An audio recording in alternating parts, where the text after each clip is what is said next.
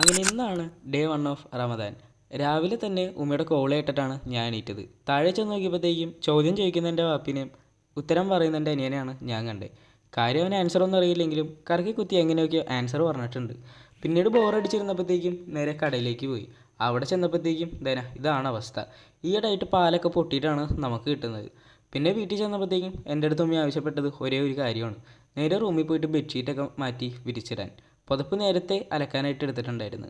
എൻ്റെ main task എന്തായിരുന്നെന്ന് വെച്ചാൽ എൻ്റെ പില്ലോ കവർ ഇടുക എന്നുള്ളതാണ്. എൻ്റെ പില്ലോ കുറച്ച് വലുതായതുകൊണ്ട് തന്നെ ആ വലിയ പില്ലോയിൽ ചെറിയ കവർ ഇടുന്നത് കുറച്ച് ടാസ്ക്കായിരുന്നു.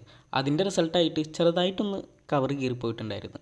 പിന്നെ നേരെ താഴെ പോയിട്ട് ടുട്ടിനെ കളിപ്പിച്ച് ഉമ്മി പറഞ്ഞ് നേരെ മുകളിലേക്ക് വായോന്ന്. അവിടെ ചെന്നപ്പോൾ എൻ്റെ അടുത്ത് പറഞ്ഞത് നിനക്ക് വ്ളോഗിന് വേണ്ടിയിട്ട് വീഡിയോ എടുത്ത് തരാമെന്നായിരുന്നു. പക്ഷെ പണി മൊത്തം അവസാനം എടുത്തത് ഞാൻ, വീഡിയോ എടുത്തത് ഉമ്മിയായിരുന്നു. പിന്നീട് കുറേ നേരം കിടന്നങ്ങ് ഉറങ്ങി. വൈകുന്നേരം ആയപ്പോഴത്തേക്കും നേരെ കുമ്മട്ടി ജ്യൂസ് ഉണ്ടാക്കാനായിട്ട് പോയി. എല്ലാ റമദാനിലും കുമ്മട്ടി ജ്യൂസ് ഇല്ലാണ്ട് ഒരു പരിപാടി ഉണ്ടാവില്ല. പിന്നെ നേരെ കുമ്മട്ടി ജ്യൂസൊക്കെ നോർമലി ഉണ്ടാക്കി നേരെ കിച്ചണൊക്കെ നൈസായിട്ടൊന്ന് ക്ലീൻ ചെയ്തിട്ട്, അല്ലെങ്കിൽ ഉമ്മയുടെ വായിലിരിക്കുന്ന തെറിമൊത്തം ഞാൻ കേൾക്കേണ്ടി വരും. പിന്നീട് അപ്പുറത്ത് നടക്കണ വീടിൻ്റെ മുകളിലേക്ക് അങ്ങ് കയറി. അവിടെ ചെന്നാൽ നല്ല കാറ്റടിക്കുള്ളൂ.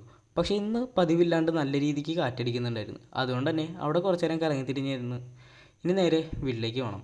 ഒരു 6:30 ആകുമ്പോഴത്തേക്കും ബാങ്ക് വിളിക്കും. അപ്പോൾ എന്തായാലും ഞാൻ പോയി നോമ്പ് തുറക്കട്ടെ, നിങ്ങൾ എവിടെയെങ്കിലും പോകും. അപ്പോൾ അടുത്തൊരു നല്ല വീഡിയോ കാണാം. ബൈ.